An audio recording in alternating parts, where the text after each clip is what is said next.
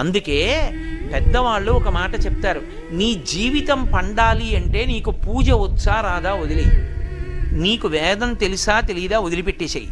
నువ్వు ఉపనిషత్తులు చదువుకున్నావా చదువుకోలేదా వదిలిపెట్టేయి, రామాయణ భారత భాగవతాలు తెలుసుకున్నావా లేదా వదిలిపెట్టేయి,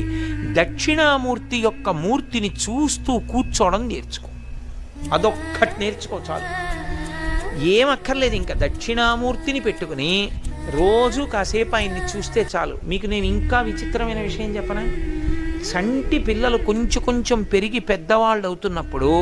ఇంట్లో అందమైన దక్షిణామూర్తి విగ్రహం ఉండి, విగ్రహం అంటే ఫోటో కనీసం ఉండి, పిల్లలు కాసేపు దాని వంక చూడడం అలవాటైతే మీరు చూడండి, నేను యథార్థం చెప్తున్న, పెద్దలు నిర్ణయం చేసింది, వాళ్ళు కళ్ళు తిప్పి ఆడుకుంటూ ఆడుకుంటూ పాకడం కూర్చోవడం వచ్చినప్పుడు చూసినప్పుడు వాళ్ళు నిశ్చలంగా కాసేపు ఇలా దక్షిణామూర్తి వంకే చూస్తారు.